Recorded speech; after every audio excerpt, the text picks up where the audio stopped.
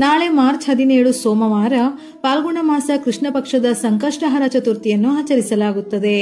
ಒಂದು ತಿಂಗಳಲ್ಲಿ ಕೃಷ್ಣ ಪಕ್ಷ ಮತ್ತು ಶುಕ್ಲ ಪಕ್ಷದಲ್ಲಿ ಚತುರ್ಥಿ 2 ಬಾರಿ ಬರುತ್ತದೆ. ವಿನಾಯಕ ಚತುರ್ಥಿ ಶುಕ್ಲ ಪಕ್ಷದಲ್ಲಿ ಬರುತ್ತದೆ. ಸಂಕಷ್ಟ ಚತುರ್ಥಿ ಕೃಷ್ಣ ಪಕ್ಷದಲ್ಲಿ ಬರುತ್ತದೆ. ಪ್ರತಿ ಸಂಕಷ್ಟ ಚತುರ್ಥಿಗೂ ವಿಭಿನ್ನ ಹೆಸರು ಮತ್ತು ಕಥೆಗಳಿವೆ. ಚತುರ್ಥಿ ತಿಥಿ ಸಮಯವು ಮಾರ್ಚ್ 17 ಸೋಮವಾರ ಸಂಜೆ 7:33 ಪ್ರಾರಂಭವಾಗಿ ಮಾರ್ಚ್ 18 ಮಂಗಳವಾರ ರಾತ್ರಿ 10:10 ಮುಕ್ತಾಯವಾಗುತ್ತದೆ. ಸಾಮಾನ್ಯವಾಗಿ ಚಂದ್ರೋದಯದ ಸಮಯವನ್ನು ಗಣನೆಗೆ ತೆಗೆದುಕೊಳ್ಳಬೇಕಾಗುತ್ತದೆ. ಹಾಗಾಗಿ ಮಾರ್ಚ್ 17ರಂದೇ ಸಂಕಷ್ಟಹರ ಚತುರ್ಥಿಯನ್ನು ಆಚರಿಸಲಾಗುತ್ತದೆ. ಚಂದ್ರೋದಯದ ಸಮಯ ಸೋಮವಾರ ರಾತ್ರಿ 8:55. ನಾಳೆಯ ದಿನ ಧ್ರುವ ಯೋಗ, ಭದ್ರವಾಸ ಯೋಗ ಹಾಗೂ ಶಿವವಾಸ ಯೋಗಗಳು ರೂಪುಗೊಂಡಿದ್ದು, ಈ ಯೋಗಗಳಲ್ಲಿ ಗಣಪತಿಯನ್ನು ಪೂಜಿಸುವುದರಿಂದ ಪ್ರತಿಯೊಂದು ಆಸೆಗಳು ಕೂಡ ಈಡೇರುತ್ತದೆಯಂತೆ. ಗಣಪತಿಯ ಅನುಗ್ರಹದಿಂದ ಮನೆಗೆ ಸಮೃದ್ಧಿ, ಸಂತೋಷ, ಯೋಗಕ್ಷೇಮ ಲಭಿಸುತ್ತದೆ. ಹಾಗಾಗಿ ನಾಳೆ ತಪ್ಪದೆ ಗಣಪತಿಯನ್ನು ಆರಾಧಿಸಿ ಭಕ್ತಿಯಿಂದ ಗರಿಕೆಯನ್ನು ಅರ್ಪಿಸಿದರೂ ಕೂಡ ಅದ್ಭುತ ಫಲಗಳು ಪ್ರಾಪ್ತಿಯಾಗುತ್ತದೆ. ಗಣಪತಿಯನ್ನು ಶ್ರದ್ಧಾ ಭಕ್ತಿಯಿಂದ ಯಾರು ಪೂಜಿಸಿ ಆರಾಧಿಸುತ್ತಾರೋ ಅಂತವರಿಗೆ ಗಣಪತಿಯು ಧನ, ಸಂಪತ್ತು, ಅದೃಷ್ಟ ಪ್ರತಿಯೊಂದು ದುಪ್ಪಟ್ಟು ಕೊಡುತ್ತಾನೆ.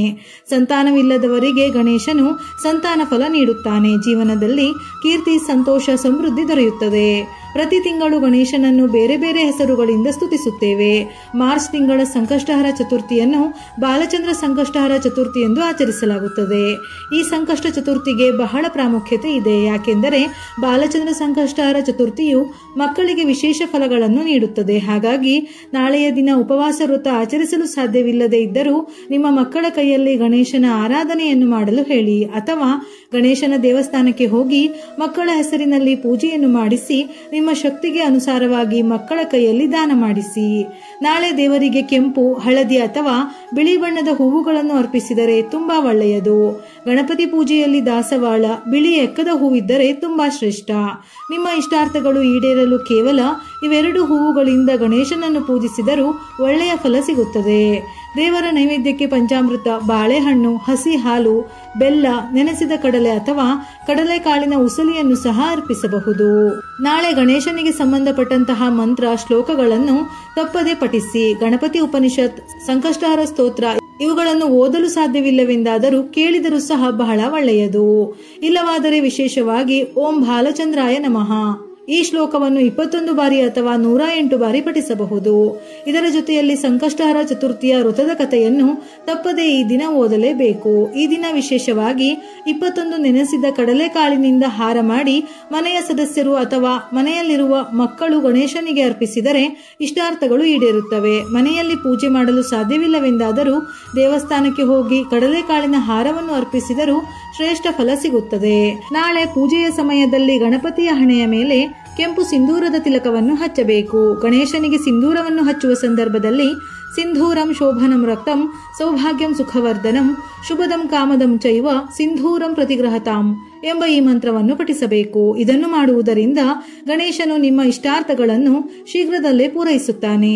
ಈ ದಿನದಂದು ತಾಮ್ರದ ಪಾತ್ರೆಯಲ್ಲಿ ಗಂಗಾಜಲವನ್ನು ತುಂಬಿಸಿ ದೇವರ ಮನೆಯಲ್ಲಿ ವೀಳ್ಯದೆಲೆಯ ಜೊತೆ ಇರಿಸಿ. ಹೀಗೆ ಮಾಡುವುದರಿಂದ ಮನೆಯಲ್ಲಿ ಸಕಾರಾತ್ಮಕತೆ ಮೂಡುತ್ತದೆ. ಶಮಿ ಎಲೆಗಳಿಂದ ಪೂಜಿಸಿದರೆ ಬುದ್ಧಿವಂತಿಕೆ, ಒಳ್ಳೆಯ ವಿವೇಚನೆಗಳು ವೃದ್ಧಿಯಾಗುತ್ತದೆ. ಗಣೇಶನಿಗೆ ತುಪ್ಪ, ಬೆಲ್ಲವನ್ನು ನೈವೇದ್ಯ ಮಾಡಿ ಆ ಪ್ರಸಾದವನ್ನು ಹಸುವಿಗೆ ತಿನ್ನಿಸಬೇಕು. ಇದರಿಂದ ಮನೆಯಲ್ಲಿ ಆರ್ಥಿಕ ಸಮೃದ್ಧಿ ಬರುತ್ತದೆ. ಭೂಸ್ವಾಧೀನಕ್ಕಾಗಿ ಸಂಕಟನಾಶ ಗಣೇಶ ಸ್ತೋತ್ರ ಮತ್ತು ಋಣಮೋಚನ ಮಂಗಳ ಸ್ತೋತ್ರವನ್ನು 11 ಬಾರಿ ಪಠಿಸಿ. ಇದರಿಂದ ಭೂಮಿಯನ್ನು ಪಡೆದುಕೊಳ್ಳಲು ಒಳ್ಳೆಯ ದಾರಿ ಸಿಗುತ್ತದೆ. ನಾಳೆ ಸಂಜೆ ತುಪ್ಪದ ದೀಪವನ್ನು ಬೆಳಗಿದರೆ ತುಂಬಾ ಒಳ್ಳೆಯದು. ದೀಪಕ್ಕೆ ಸ್ವಲ್ಪ ಅರಿಶಿನ, ಕುಂಕುಮವನ್ನು ಸೇರಿಸಿ ತುಪ್ಪದ ದೀಪವನ್ನು ಬೆಳಗಬೇಕು. ನಾಳೆಯ ದಿನದಂದು ಮಕ್ಕಳ ಕೈಯಿಂದ ದೇವಸ್ಥಾನದಲ್ಲಿ ಎಳ್ಳನ್ನು ದಾನವಾಗಿ ನೀಡಬೇಕು. ಇದರಿಂದ ಗೌರಿ ಪುತ್ರ ಗಣಪತಿಯ ಆಶೀರ್ವಾದವನ್ನು ಪಡೆಯುವಿರಿ. ಈ ಪರಿಹಾರದ ಸಹಾಯದಿಂದ ಮಕ್ಕಳ ಪ್ರಗತಿಯೊಂದಿಗೆ ಅವರ ಗೌರವವೂ ಹೆಚ್ಚಾಗುತ್ತದೆ. ನಾಳೆಯ ದಿನ ಮಂಗಳಮುಖಿಯರಿಗೆ ಬೆಲ್ಲ, ಹಸಿರು ಅಥವಾ ಕೆಂಪು ಬಣ್ಣದ ವಸ್ತ್ರಗಳು, ತಾಮ್ರದ ವಸ್ತುಗಳನ್ನು ದಾನ ಮಾಡಿ. ಇದು ನಿಮಗೆ ಸಂಪತ್ತು, ವ್ಯಾಪಾರ ಮತ್ತು ಶಿಕ್ಷಣವನ್ನು ಹೆಚ್ಚಿಸುತ್ತದೆ. ಸಂಕಷ್ಟಹರ ಚತುರ್ಥಿ ವ್ರತವನ್ನು ಆಚರಿಸುವವರು ಚಂದ್ರನಿಗೆ ಅರ್ಘ್ಯವನ್ನು ಅರ್ಪಿಸದೇ ಇದ್ದರೆ ಆ ವ್ರತವು ಅಪೂರ್ಣವೆಂದು ಹೇಳುತ್ತಾರೆ. ಹಾಗಾಗಿ ತಪ್ಪದೆ ಈ ದಿನ ಚಂದ್ರನನ್ನು ಕೂಡ ಪೂಜಿಸಬೇಕು. ನೀರು, ಶ್ರೀಗಂಧ, ಅಕ್ಕಿ ಮತ್ತು ಹೂವುಗಳನ್ನು ಚಂದ್ರನ ದಿಕ್ಕಿನಲ್ಲಿ ಅರ್ಪಿಸಿ ಚಂದ್ರೋದಯದ ಸಮಯದಲ್ಲಿ ಚಂದ್ರನನ್ನು ಪೂಜಿಸಿ ವ್ರತವನ್ನು ಸಂಪೂರ್ಣಗೊಳಿಸಬೇಕು. ಸಂಕಷ್ಟಹರ ಚತುರ್ಥಿ ವ್ರತವನ್ನು ವಿಧಿವಿಧಾನಗಳ ಮೂಲಕ ಪೂಜಿಸುವುದರಿಂದ ಕೆಟ್ಟ ದೃಷ್ಟಿ, ನಕಾರಾತ್ಮಕ ಶಕ್ತಿಯ ನಿವಾರಣೆ, ಕುಟುಂಬದಲ್ಲಿ ಯಾವುದೇ ಅಶುಭಗಳಿದ್ದರೂ ಗಣೇಶನ ಅನುಗ್ರಹದಿಂದ ಸಕಲವೂ ಶುಭವಾಗುತ್ತದೆ. ವಿಡಿಯೋ ಇಷ್ಟ ಆಗಿದ್ದಲ್ಲಿ ಮರೆಯದೆ ಲೈಕ್ ಕೊಟ್ಟು ನಿಮ್ಮವರಿಗೆ ಶೇರ್ ಮಾಡಿ. ಉಪಯುಕ್ತ ಮಾಹಿತಿಯೊಂದಿಗೆ ಮತ್ತೆ ಭೇಟಿಯಾಗೋಣ.